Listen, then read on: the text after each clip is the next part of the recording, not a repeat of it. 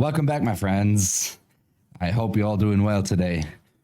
Today, we're going to look at a new subject, a subject that's kind of current in the community, and it is artificial intelligence. So, a couple of months ago, I was introduced to DALL-E, and a coworker of mine introduced me to ChatGPT just a couple of weeks ago. Now, obviously, this subject got me talking with my coworker about the subject of artificial intelligence. So you might ask the question, what the heck is DALL-E or ChatGPT? So basically, ChatGPT is a created kind of artificial intelligence which you can ask almost anything, and it will give you an appropriate response on the subject. For example, you could ask it to give you meal examples which include a certain dietary plan with less protein and more carbohydrates, for instance. Or asked about the similarities between Voldemort and Darth Vader, or even for new business ideas or names for an app. It goes as far as giving you introductions on how to do things like creating an app. Something very amazing if you think about it.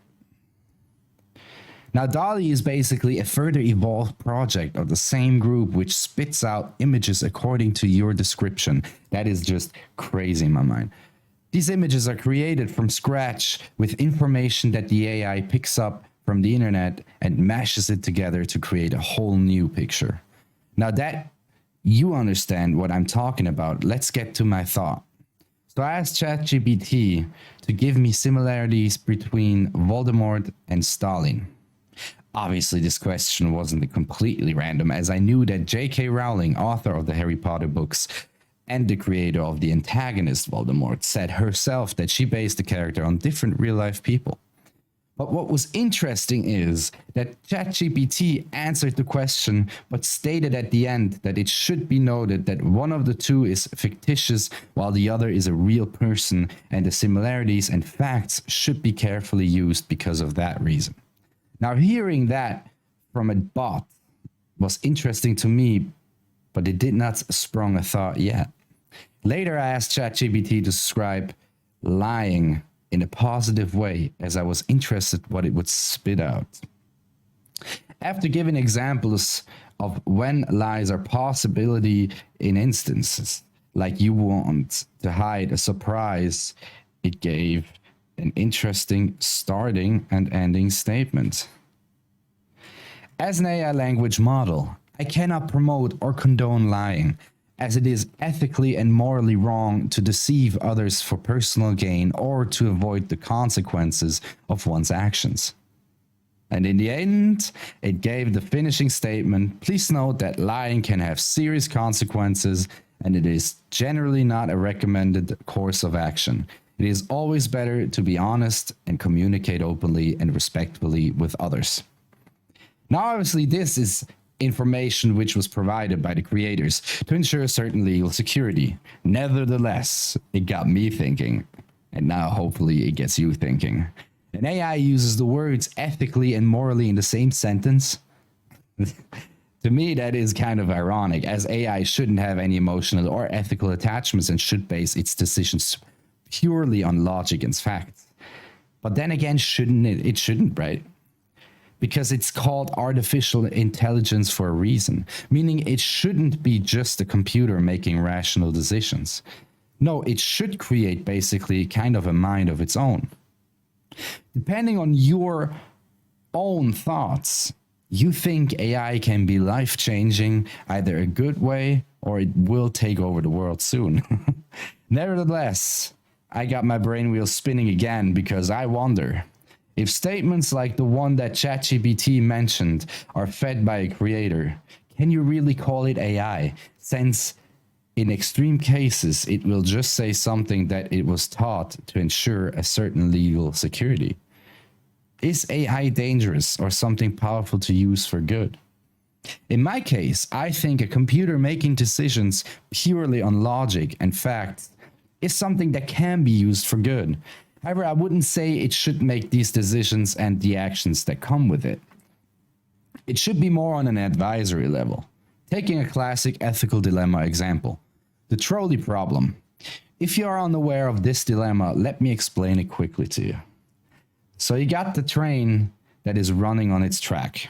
Now ahead are 5 workers on the right track, which do not realize the train, meaning if the train keeps going, the 5 workers will die.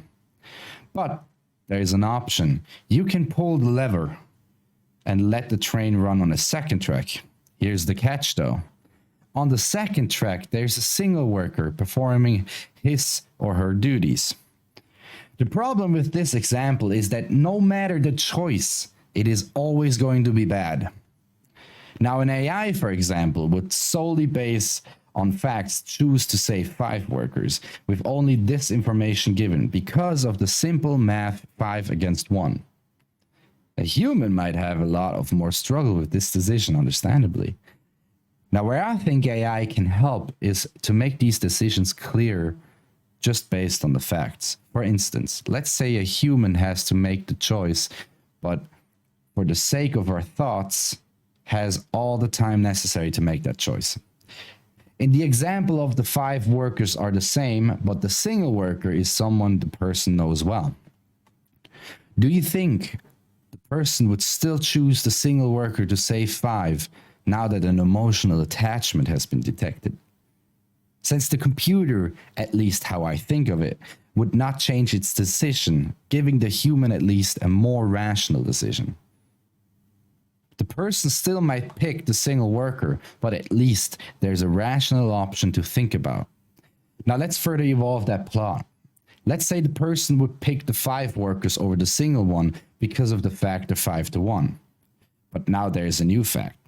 The single worker is actually the only person that knows how to create these tracks, while the other 5 just do what they're told without the actual knowledge. Let me stop quickly. Obviously, this scenario becomes more and more unrealistic, but that's not the point. So the computer might now actually suggest to save the single worker because of the knowledge factor, while the human, probably already wanting to just go home and thinking of anything else, now has to make an even more difficult choice. It doesn't matter at this point how the story ends. The point is, the computer will base its decision on facts, not on emotions. And I think this can be valuable. Hence why I said it should advise but not decide. I don't think it should actually decide the fate, as sometimes I think human emotions are necessary for certain decisions. A good example for that can be seen in the movie I, Robot with Will Smith. Don't worry, he did not slap anyone there. Maybe he did, I'm not sure. Don't worry, you didn't have to see that movie, although I would recommend it. So basically, there were robots, like people acting fact-based, with the 3 laws of robotics in place. More on those later. Will Smith has a car crash with a girl in another car. Both drop in the river. A robot jumps to them in order to save them. However, it chooses Will Smith instead of the little girl because his chances of survival were higher. So the robot chose according to facts and numbers rather than certain emotions, like the girl still has her whole life ahead of her as Will, who already was an adult. This is a good example of why I wouldn't want a computer to make the decisions, but rather only be in positions of advising. Now let's finish off this session with the 3 laws of robotics. A topic that I really had to research in, but is very interesting. Did not know that this is an actual real thing that happens, but it's also in the movie. Crazy. I always love it when things just connect. I apologize now for the official description of them, but I believe if I mention something specific as this is, I should also explain quickly what it is. A robot may not injure a human being or, though in action, allow a human being to come to harm. A robot must obey orders given it by a human beings, except where such orders would conflict with the first law. A robot must protect its own existence as long as such protection does not conflict with the first or second law. So to me, these laws seem logically correct, but then again, kind of ironic, right? Because isn't artificial intelligence supposed to be a more quick and advanced human brain?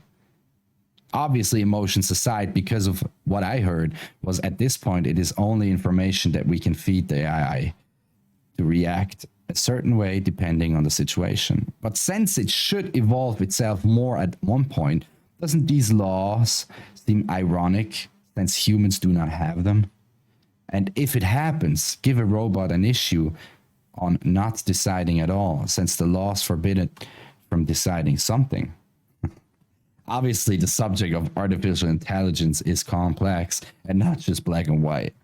Something I can neither cover in one episode nor be able to cover completely, as my knowledge of it is not thorough enough, even if my episodes are all about that point. In any case, it is something to think about. Have a nice night, guys.